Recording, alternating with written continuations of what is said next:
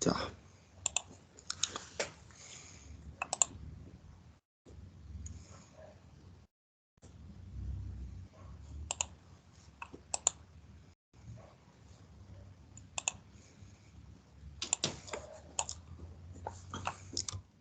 Si pueden observar ahí, tenemos otro corte, ¿cierto? Transversal de una hoja. Y podemos observar los distintos tejidos también. ¿Ya? Se observa la capa única de epidermis y se pueden observar estas modificaciones de células epidérmicas, ¿cierto? Que nosotros llamábamos tricomas, que coloquialmente les llaman pelos. Después tenemos el parénquima en empalizada, que se llama, ¿cierto? Que son las células que hacen fotosíntesis. Parénquima clorofílico también le llaman. ¿Mm? Y bajo él está el parénquima aerífero. Parénquimas pueden ser también de reserva en algunos tipos de células, o parénquimas acuíferos. En general, aerénquimas, porque aquí hay eh, circulación de gases, ¿cierto? Dióxido de carbono hacia el interior, oxígeno y vapor de agua hacia el exterior, a través de tejido epidérmico que se llama estoma, ¿cierto? La cutícula, recuerden que siempre es el recubrimiento, ¿cierto? La célula epidérmica es la que produce los tricomas, ¿cierto? Pero está todo siempre cubierto por la cutícula, ¿ya? Que es el recubrimiento de cera. Y la epidermis abaxial, epidermis adaxial, ¿ya? Y el haz vascular, que va a estar eh, rodeado de esclerénquima y xilema y floema por un lado, ¿cierto? Y el colénquima lo vamos a encontrar, pero no rodeando al haz, ¿cierto? Lo vamos a encontrar en general en las zonas, en algunas zonas de las hojas, cercanas a donde está el pedúnculo, ¿cierto? Donde se sostiene. Ahí vamos a encontrar ese tejido. A ver, ¿dónde tenemos más?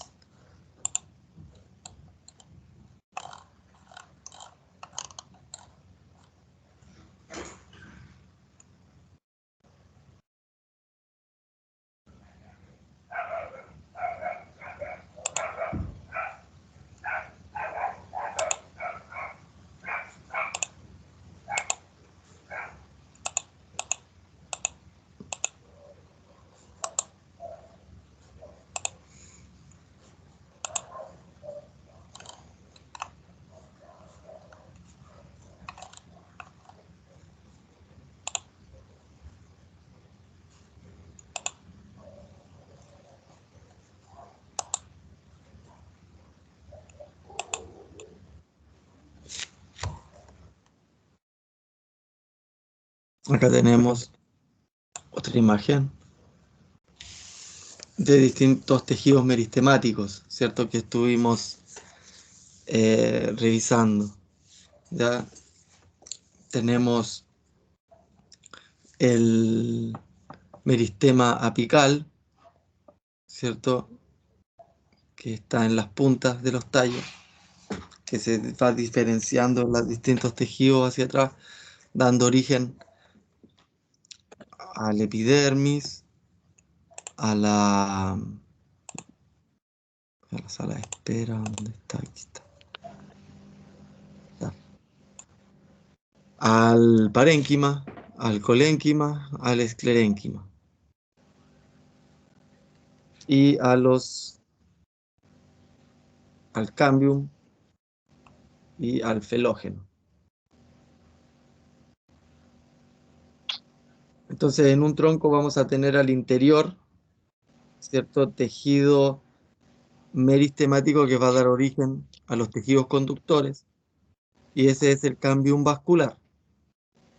Y por otro lado, vamos a tener tejido meristemático que da origen a las células del peridermis o de la corteza, ¿cierto? O del suber. Recuérdense que van a encontrar todos esos nombres. eh, También en el tronco.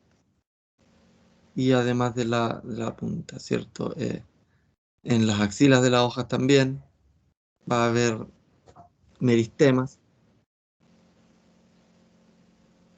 Y que dice aquí que el meristema da origen entonces al tejido epidérmico, al parénquima, ¿cierto? Distintos parénquimas. Y ahí no aparece el colénquima, nada. O sea, pero es más de lo mismo. ¿Qué más?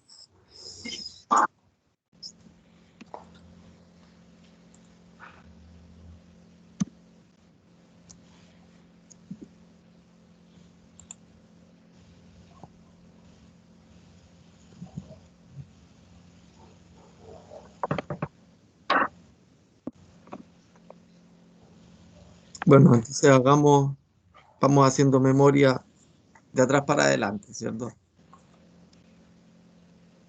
Teníamos meristemas, dos tipos de meristemas, ¿cierto? El de la raíz y el del tallo, ¿ya? En sus nombres son meristema apical o axilar, ¿cierto? Caulinar, que es el tallo, y radical cuando es de la raíz.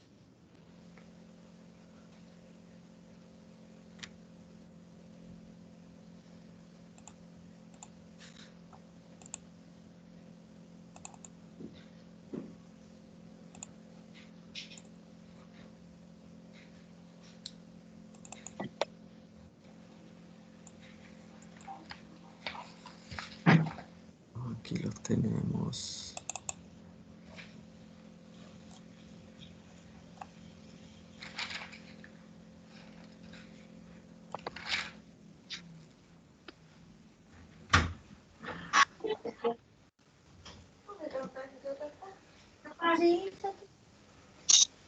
Y los fundamentales.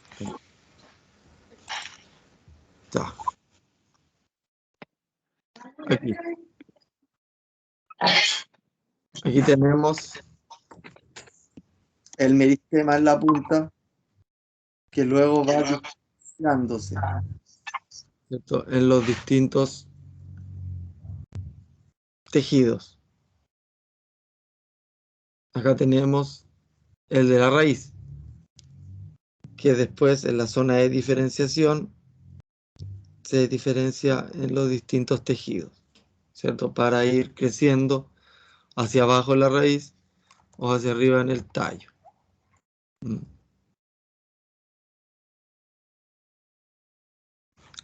De la raíz, como estructura principal, ¿cierto? Vamos a obtener por fuera una caliptra, que es una capa de células muertas que protegen al centro de células totipotenciales pequeñas que están en constante mitosis, y a medida que van creciendo después se diferencian en distintos tejidos, ¿ya? Acá les aparece como procambium justamente porque se refiere al crecimiento primario, ¿no? Ya después aparece el cambium propiamente tal, eh, y las otras estructuras de la raíz, ¿cierto? El periciclo que rodea la vascular, la endodermis, la corteza, la exodermis y la epidermis. ¿Ya? Ahí tenemos cómo ingresa a la raíz a través de los tejidos el agua, ¿cierto? Absorbido por un pelo radical o por una célula epidérmica, traspasando tanto simplástica como apoplásticamente. Cuando se refiere a simplasto es por dentro de la célula. Y cuando se refiere a apoplasto es entre medio de la célula, ¿ya? En este caso se mueve en ambos sentidos el agua, a través de la corteza. Luego ingresa a la endodermis, que tiene lo que se denomina la banda de Caspari, ¿ya? Que es un tejido especializado, o sea, una banda especializada en, en la permeabilidad del agua. Luego hay una capa celular que se denomina eh, periciclo, y es justamente el que rodea el haz vascular que produjo el procambium. ¿Mm? Recuerden que el cambium vascular siempre va a generar floema y xilema. En general el xilema en el centro y el floema rodeando al xilema.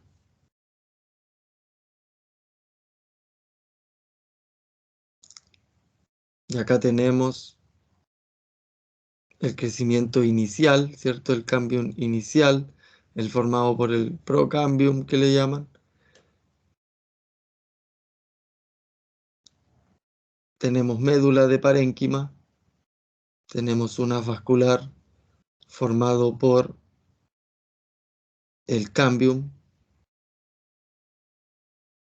eh, que va a dar floema primario hacia un lado y xilema primario hacia el centro. Ya. Luego esta plantita va a crecer más, va a empezar a formar leños, se va a transformar en una arbustiva, o herbaria, sí, en una arbustiva, y va a empezar a producir corteza, ¿cierto? O lo que aquí aparece como cambium suberógeno, o lo que nosotros conocimos también como, ¿qué otro nombre le habíamos dado?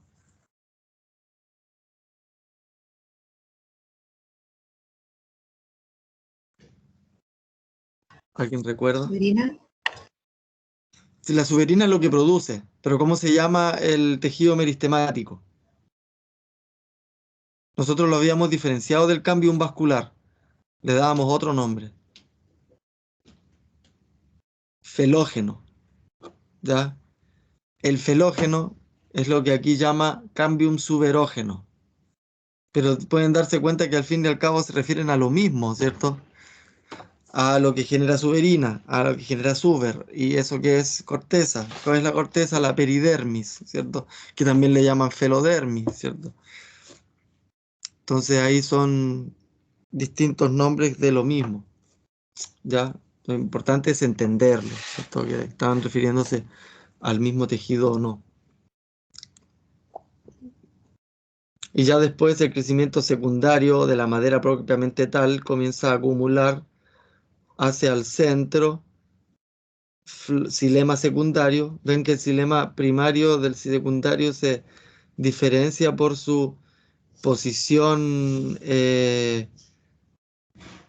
concéntrica. Ya después es solamente el xilema el que se empieza a acumular en el centro, en un anillo de crecimiento, ¿cierto? Este sería el primer anillo de crecimiento.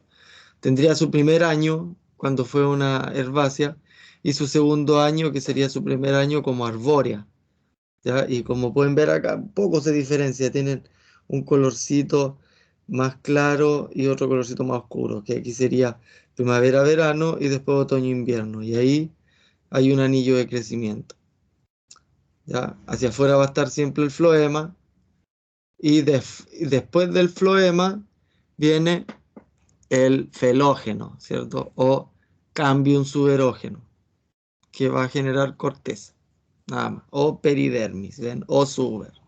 Tiene todos esos nombres. Suber, corteza, peridermis.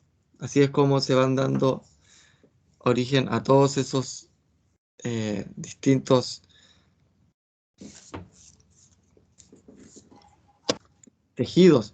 En este tejido primario también es posible encontrar parénquima y esclerénquima. O sea, el parénquima es todo lo que está en la médula y lo que hay alrededor. Pero es probable que también encontremos colénquima eh, bajo la epidermis, ¿cierto? Del crecimiento primario va a tener epidermis, no corteza como aparece acá, ¿cierto? Y ahí va a tener colénquima, que son células vivas, y esclerénquima, que son células muertas alrededor del haz vascular. Eh, de lo que estuvimos estudiando entonces, eh, ¿cuáles son células muertas? Nómbrenme ustedes. ¿Qué tejidos son células muertas? El xilema. ¿Ya? ¿Cuál más?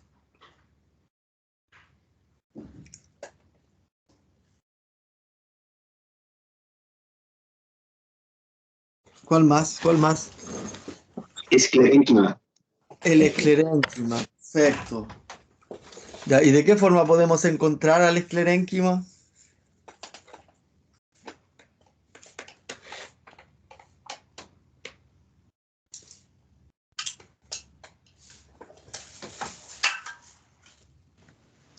Como fibras. Fibras esclerenquimáticas, ¿cierto? Pero, ¿cómo más? También hay otras células que pertenecen a otra estructura que es esclerénquima, que podemos encontrar en algunas otras plantas.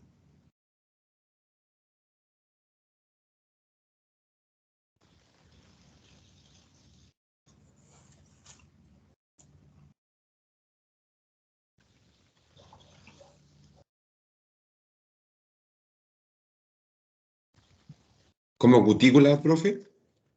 No,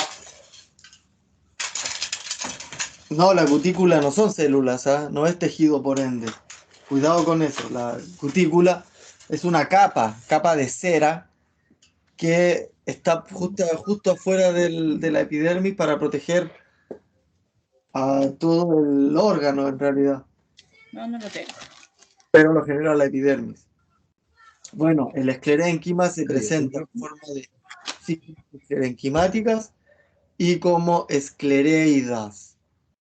¿Y qué son las esclereidas? ¿Alguien recuerda dónde podíamos encontrar esclereidas?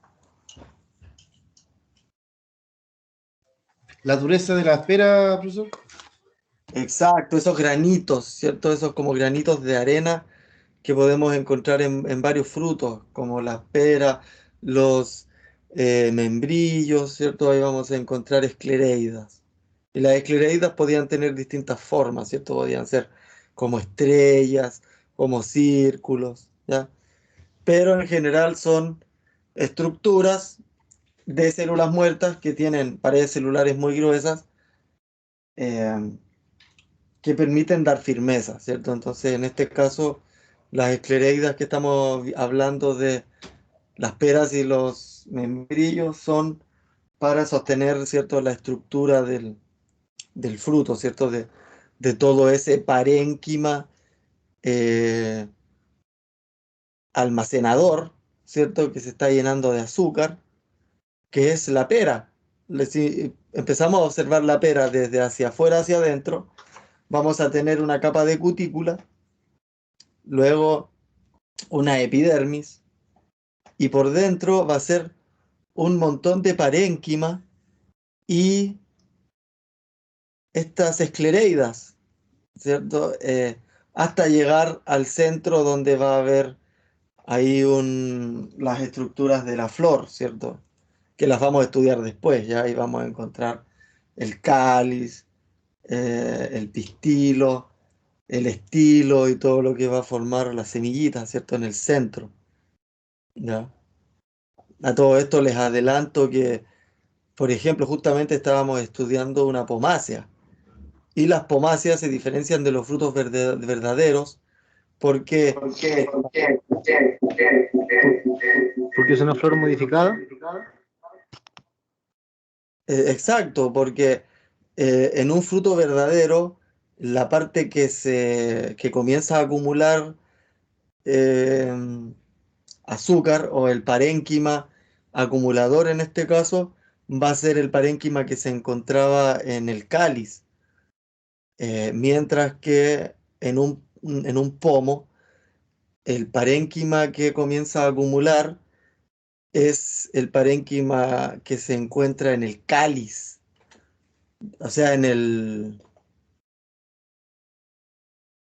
tálamo, perdón, en el tálamo. ¿Mm? El tálamo es ahí ya estamos hablando de órganos, ¿cierto? Ahora estamos estudiando tejidos. Luego vamos a pasar de tejidos a órganos, ¿ya? Que sería el próximo tema. Y entonces en las partes de una flor vamos a tener distintos órganos. Vamos a tener un tálamo, vamos a tener una corola, vamos a tener un cáliz, vamos a tener un perianto, ¿cierto? Eh, vamos a tener pistilos, estilos, estigma, y entonces ahí hay distintos formas en las cuales estas flores se transforman después en fruto. ¿Ya? Y también vamos a estudiar distintos tipos de fruto que hay y todo eso. Pero no nos adelantemos, ¿cierto? Estamos todavía en los tejidos. Pero esos son los tejidos entonces que nos vamos a encontrar. ¿Ya? Eh,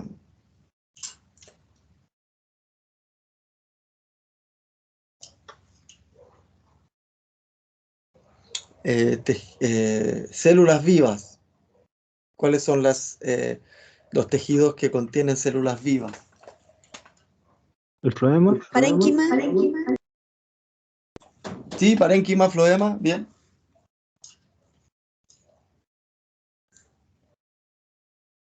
¿Cuál más? Epidermis. Sí, también la epidermis. ¿Cuál más que se nos olvida?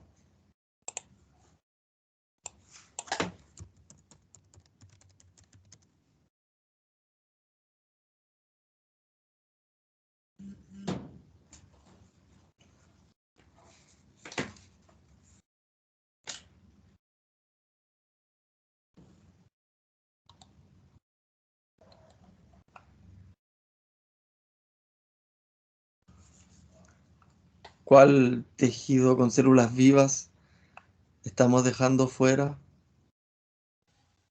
¿La epidermis? No, la nombró ya de su compañera.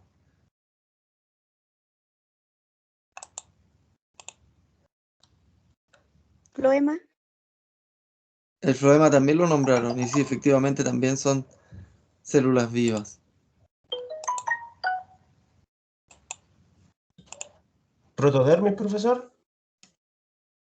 No, no hemos estudiado la protodermis. Colénquima. El colénquima, buenísimo. Miren, justo estaba buscando fotos. Hoy es difícil encontrar fotos, ¿ah? Fotos buenas de tejidos vegetales. Miren, aquí pueden ver un corte transversal de un tallo, donde se ven en las esquinas los colénquimas. Son tejidos de sostén, eh, que se notan con las paredes celulares mucho más gruesas, ¿ven? Y en distintas disposiciones también, distintos tipos de colénquima. Ya recuerden que el colénquima son tejidos de sostén.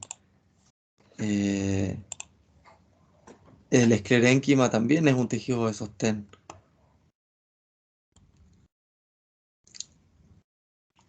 Díganme ustedes, si en una leñosa ya no se produce colénquima ni esclerénquima, ¿cuál es el sostén?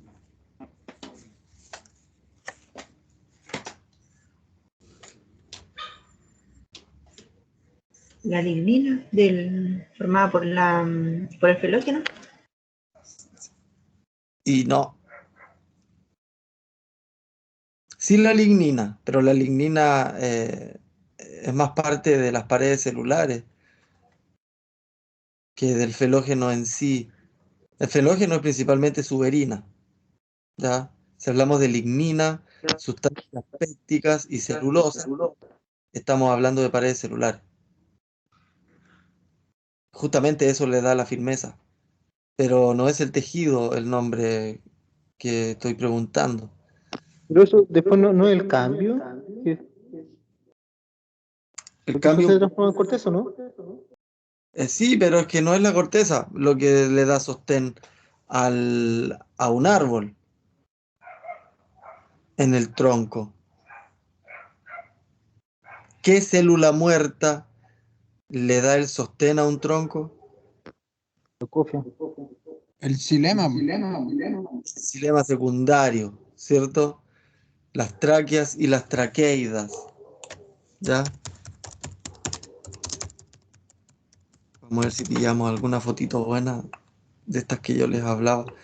No, si las fotos buenas que encontré son las mismas que les muestro en la clase. Entonces, está difícil. Yo había visto unas de un corte microscópico así de tronco. Ah, lo voy a buscar así mejor. Corte microscópico de tronco. ¿Hay alguien que tenga alguna duda específica para que podamos conversar en el intertanto?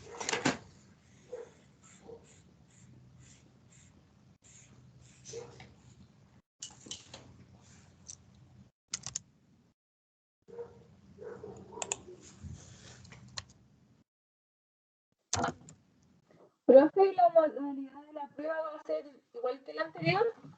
No, esta es solamente selección múltiple. Ah, ya. No sé qué les parece. Bien. Ah, Ya, genial entonces. Y sí, va a ser también en la modalidad que hicimos la prueba anterior, a través de la plataforma LMS. eh, y, a las 3. y eso, y en la primera mitad del, del curso, porque estamos haciendo ahora el repaso. Entonces la próxima sesión partimos con la prueba y la segunda mitad del curso avanzamos con flor y fruto. Pasamos a órganos, ya salimos de tejido, ¿ya? O sea, Profesor, cuando dice lo del curso es la segunda, como la segunda hora. Claro, la segunda hora. Sí, en la primera hora y media yo creo que es más que suficiente para hacer la prueba, así que no se compliquen. Ya. profe, ¿hay posibilidad de que también suba los PDF o los Power de la clase antes? O sea, la de la clase que viene. Ah, sí, sí, lo voy a hacer, no se preocupe. Ya, gracias. Igual, lo que hago siempre, es dar la clase y después de la clase dejar los videos y todas las cosas. Por eso no está hecho con antelación, ¿cierto? Tal vez, no sé, en otro curso o algo, se habrán acostumbrado a la modalidad de que les dejen las cosas antes. Yo me estoy acostumbrando a eso, ¿cierto? Pero en general lo que he hecho siempre es primero dar la clase y luego entregar el material. Es por eso Profe, que es que más que nada es por un tema de que así como nos vamos guiando. O sea, yo usted va pasando la materia y Sí, estoy nosotros tomando vamos como, apuntes. no sé, apuntando según lo que usted vaya pasando. Mucho, por ejemplo, yo imprimo las diapos, entonces ahí voy siguiendo en lo que vamos. sí, sí, está bien, sí, yo lo Sí, entiendo y por profe, eso por eso mismo. no tengo problema. Pero yo no lo hago a priori y les explico justamente por eso, ¿ya? Pero igual me parece que es una buena opción de que estén las cosas antes, ¿cierto? También en ciertos lineamientos creo que también nos han instado a eso, ¿cierto? Pero nada, es cosa de costumbre nomás, ¿cierto? Y como les cuento, a mí igual me parece bien. ¿Sí?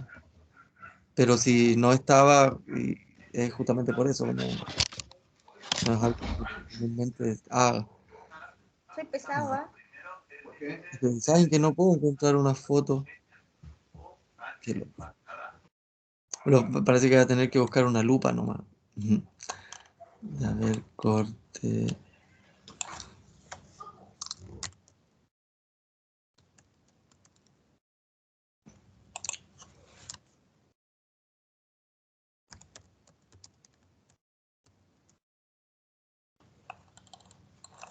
Profe, ¿cuáles eran los hidátodos y los osmóforos? Bueno, los hidátodos son células que se encuentran, estructuras en realidad, que forman células epidérmicas en algunas hojas o algunos tallos y que secretan agua, ¿ya? Y los nectártodos son los símiles, pero que en lugar de secretar agua, secretan néctar. Son también células especializadas de la epidermis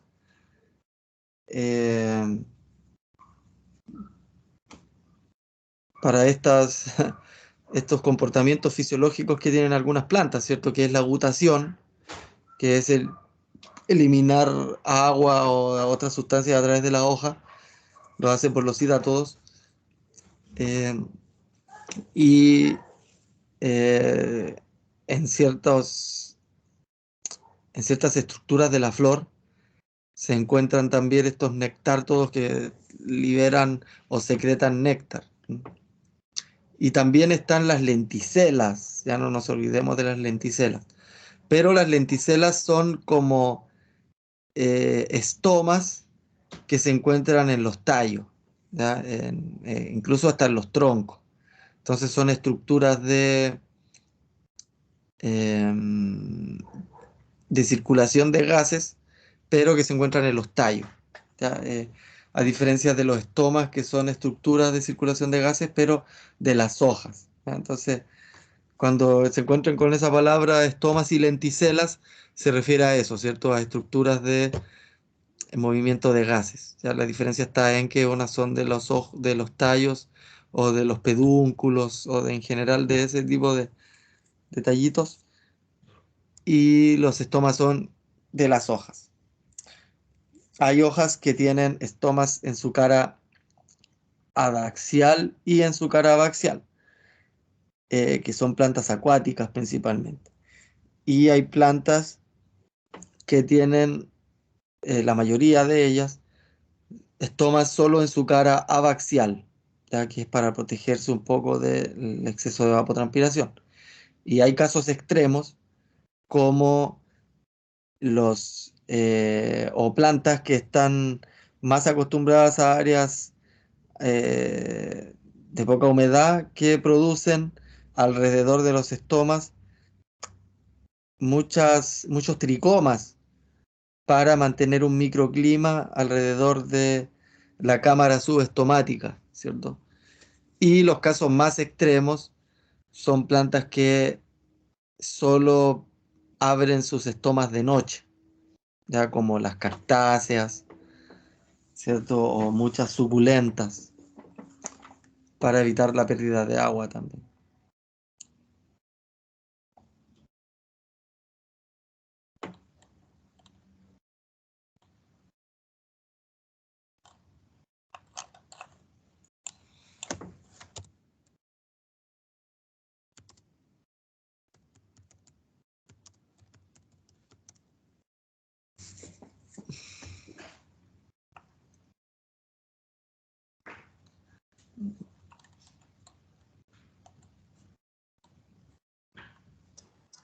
Profe, a mí me Dígame. había quedado en el tintero de no preguntarle lo de las plantas monocotiledóneas o dicotiledóneas. ¿Se me puede dar un ejemplo de ellas? Ya, una planta dicotiledónea son las plantas que tienen dos cotiledones, de ahí viene el nombre, ¿cierto? En su crecimiento embrionario, desde la semilla siempre tiene endosperma. El endosperma de la semilla es material de reserva que va a tener el embrión hasta que logre hacer fotosíntesis, ¿cierto? Entonces la plantita, a medida que va creciendo, se alimenta de las reservas que están en su semilla. Y esas reservas o endospermas se encuentran en los cotiledones. Hay plantas que tienen dos cotiledones y plantas que tienen un solo cotiledón, ¿ya? Estas se diferencian en varias cosas. Primero, que las monocotiledóneas no ramifican, ¿cierto? Las dicotiledóneas sí ramifican. Las monocotiledóneas tienen nervadura de sus hojas paralela ¿ya? Mientras que las dicotiledóneas tienen una nervadura que es reticulada, que se llama, ¿cierto? Que es como un rayo, así, ¿ya? Como la típica hoja, ¿cierto? Que tiene su nervadura ramificada, ¿ya? Eh, Otra diferencia está en la disposición de sus haces vasculares, como les mostré, ¿cierto? En las dicotiledóneas siempre es concéntrica y las monocotiledóneas es siempre eh, dispersa en el espacio. Ejemplos, dicotiledóneas, el tomate, el poroto, ¿cierto? Eh, Cualquier árbol que ustedes vean, cualquier arbustiva va a ser siempre dicotiledónea. Y monocotiledóneas tenemos todos los pastos, ¿cierto? Flores como el lilium, eh, flores como el tulipán, eh, ¿El maíz?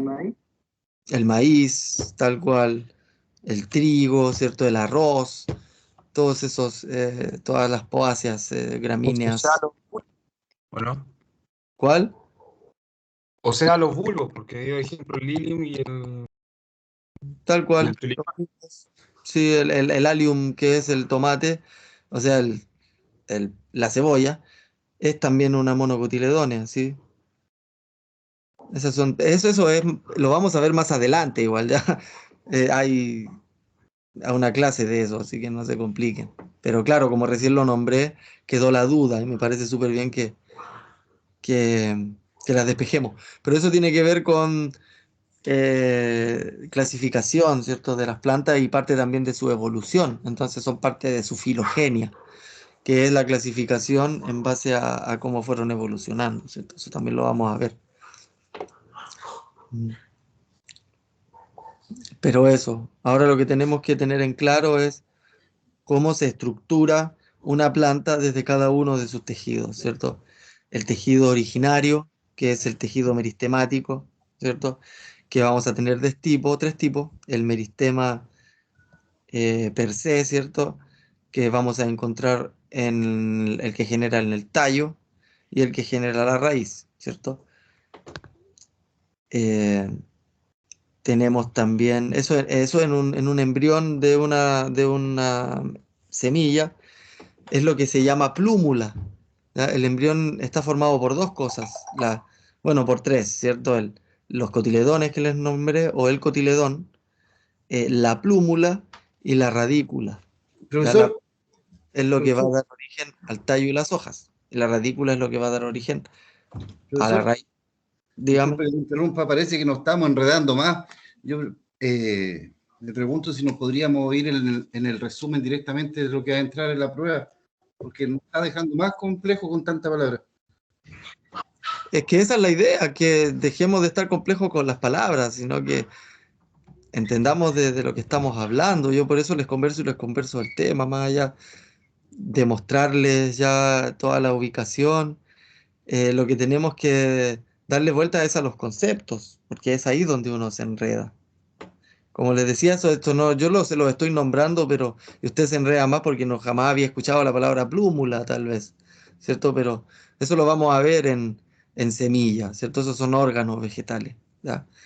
Pero yo les cuento para que más o menos vayamos uniendo todas las cosas, ¿cierto? Eh, el meristema, propiamente tal, lo vamos a encontrar en dos lugares, ¿cierto? En el tallo y en la raíz.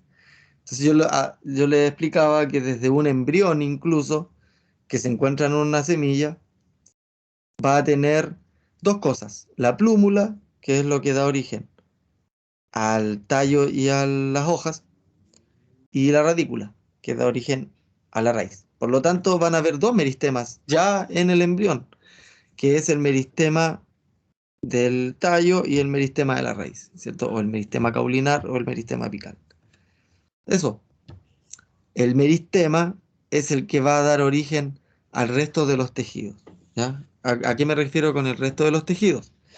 Va a dar origen al cambium, ¿cierto? Al cambium vascular, que ese después es el que me va a dar origen al xilema y al floema. Por otro lado, el meristema me va a dar origen directamente al parénquima, directamente al colénquima, directamente al esclerénquima, directamente a la epidermis, ¿ya? Y también me va a dar origen al felógeno, ¿cierto?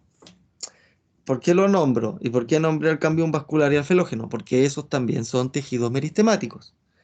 ¿Pero en qué se diferencian del meristema apical de la raíz y del tallo? Que mientras que la raíz y el tallo crecen longitudinalmente, el cambium va a hacer crecer a este tallo en el ancho, ¿ya? Porque hacia un lugar va a formar xilema, hacia el otro lugar va a formar floema. Eso en una planta primaria. Y en una planta secundaria va a empezar a acumular xilema secundario hacia el centro, ¿cierto? Que es lo que conocemos como leño, y floema afuera, hacia afuera, justo antes de cuando empieza el felógeno. Y el felógeno va a dar origen al peridermis o a la corteza o al felodermis, ¿cierto? O al suber, que también se le llama. ¿Ya? Esos son los tejidos meristemáticos. No hay más tejidos meristemáticos, ¿ya? Los meristemas, el cambium vascular y el felógeno. Que recién también en algunas slides las vimos como cambium suberógeno o suberígeno, ¿cierto? Eso es lo mismo que el felógeno, ¿ya? O cambium que da origen al suber, ¿cierto? O a la corteza o al felodermis, que de nuevo es lo mismo, ya por más que nos enredemos, la idea es justamente desenredarnos porque significa lo mismo. Entonces ahí estaríamos con lo que llamamos tejidos meristemáticos. Luego vimos lo que llamamos tejidos tegumentarios, ¿ya? Y en este caso está la epidermis y la peridermis, que es lo mismo que el suber, ¿cierto? Que es lo mismo que la corteza, ¿ya? ¿Dónde vamos a encontrar epidermis? En el crecimiento primario. ¿Dónde vamos a encontrar peridermis? En el crecimiento secundario. Y esos son los dos tejidos tegumentarios que hay. ¿Qué más estudiamos de los tejidos tegumentarios como la epidermis? Que la epidermis también tiene algunas estructuras bien específicas o bien diferenciadas, ¿cierto? Que siguen siendo epidermis, pero no van a ser todas solo células epidérmicas, ¿cierto? De la epidermis teníamos células epidérmicas y además teníamos estomas, ¿cierto? Los estomas estaban formados por células oclusivas y células anexas, ¿cierto? Además, la epidermis también puede formar tricomas, ¿cierto? Que son estos pelos, ¿ya? Que nosotros podemos observar en ciertas estructuras. Algunas de la epidermis también se pueden transformar en hidátodos, ¿cierto? Que liberan agua, ¿cierto? Están encargados de la agutación. O otros pueden producir nectártodos, ¿cierto? Que son estas cosas, estructuras que liberan néctar, ¿cierto? En ciertas partes de la hoja. Esas son todas células epidérmicas, ¿ya? Los nectártodos, los hidátodos, los estomas y las lenticelas, ¿cierto? Que son también como las estomas, dijimos recién, pero del tallo, ¿ya? Y todo eso es tejido tegumentario, ¿ya? Y la peridermis, ¿cierto? Que sabemos que se da origen en el fenógeno, sabemos también que es principalmente suberina, y que el suber que nosotros conocemos es el corcho, ¿ya? Eso es tejidos tegumentarios.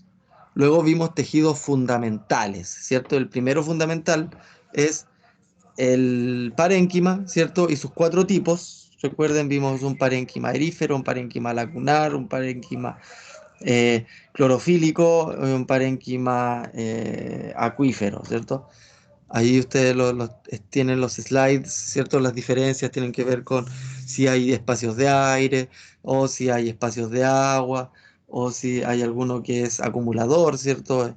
un parénquima amilífero, que también se llama cuando acumulan almidón, ¿cierto? Parénquimas almacenadores, ¿cierto? Que uno cuando corta una papa, por ejemplo, todo el centro, todo lo blanco que vemos de una papa, lo que nos comemos, ¿cierto? En una papa frita, no es más que parénquima acumulador de almidón, ¿cierto? Es eso, ¿ya? Y además vimos colénquima también, ¿cierto? Que son células vivas que están encargadas de el sostén en plantas herbáceas. Hablamos del esclerénquima, que está en forma de fibras o forma de esclereidas, ¿cierto? Cuando está en forma de fibras, siempre es rodeando una vascular, ¿cierto? Son células muertas las del esclerénquima. Y eso respecto a tejidos fundamentales. Y por último vimos lo que eran los tejidos vasculares, ¿cierto? Tejidos conductores, que son el xilema y el floema, ¿cierto? El xilema formado por estas células que se llaman tráqueas y traqueidas, y el floema producido, o sea, formado por estas células cribosas, ¿cierto? Las diferencias, por ejemplo, es que el xilema fluye en un solo sentido, el floema fluye en ambos sentidos, el xilema transporta solo agua y sales, mientras que el floema transporta todos los fotosintatos o otro tipo de sustancias más complejas, ¿cierto? Que produce la planta y que requiere transmitir, ¿cierto? Requiere distribuir entre distintas partes de la planta. Entonces lo va a hacer a través del xilema, ¿cierto? Estos haces vasculares o este tejido vascular tiene su origen en el cambium vascular, ¿ya? No directamente en el meristema, ¿ya? Y eso es principalmente lo que se va a preguntar. Yo creo que todo lo que dije en este ratito, en este último ratito, es todo lo que sale en la prueba, ¿cierto? No creo que salga mucho más que eso. Eh, Así que esos son los aspectos que tienen que revisar, ¿cierto? Eh, Alguna duda con algún tipo de concepto en especial, revisarlo, ¿cierto? Si es que se parece o no a otro concepto utilizado, a lo mejor se refieren a lo mismo, ¿cierto? Yo les traté de mostrar la mayoría de los conceptos usados, cosa que no se pierdan cuando encuentren otra cosa, ¿cierto? Esté ahí. Así que eso para la próxima prueba, no se compliquen mucho, la verdad, con las fotos que revisamos, las fotos que están en las clases, yo creo que es suficiente. Estuve buscando si habían actualizaciones de fotos mejores y la verdad que no. Cuesta encontrar, eh, yo que amo Google, ¿cierto? Para encontrar cuestiones, para encontrar imágenes buenas de tejidos vegetales, está complejo, ¿eh? Pero eso, no sé si queda alguna duda, consulta específica, si no yo ya estaría despidiéndome hasta la próxima clase. Profe, en la próxima clase entramos directo a la prueba. Sí, ustedes saben, primeros 10, 15 minutos de esperar que lleguemos todos, ¿cierto? Algún tipo de consulta muy específica también la podemos arreglar en ese entonces.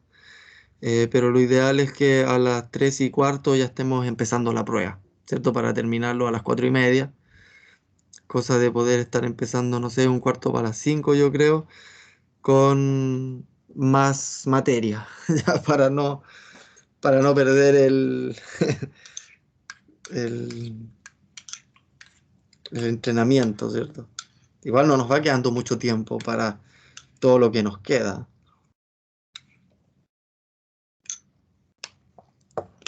Nos queda flor, fruto, semilla, clasificación taxonómica y evolución, ¿cierto? Filogenia. Profe, y todo eso sería la tercera prueba, Exacto. que sería por ahí por la última clase, el sábado 24. La última clase, y en la última clase, en ese mismo momento, voy a tener que revisar la prueba y de ahí sacar la nota y todo. Así que la idea es esa. Nos va a quedar la segunda parte de la próxima sesión, la primera y segunda parte de la sesión subsiguiente, y ya la última sesión va a ser la prueba. Entonces, en la primera parte ustedes hacen la prueba y en la segunda parte yo reviso y saco promedio y les doy citación para las personas que tengan que dar examen, y el resto que ya tengan su nota se pueden ir tranquilamente. Profe, dan examen los que tienen bajo 4, ¿verdad? Exacto. Los Ah, que ok. tengan promedio bajo 4 en las 3 notas, independiente de la nota que tengan las 3 notas.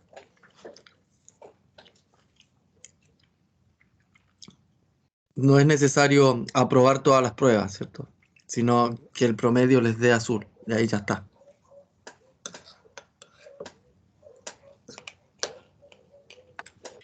Profesor, ¿todas las pruebas tienen el mismo nivel de exigencia? Sí, 60%.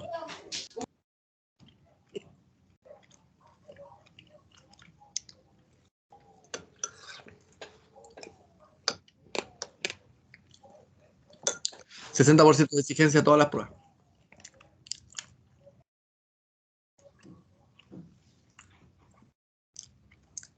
Así que eso, voy a detener la grabación.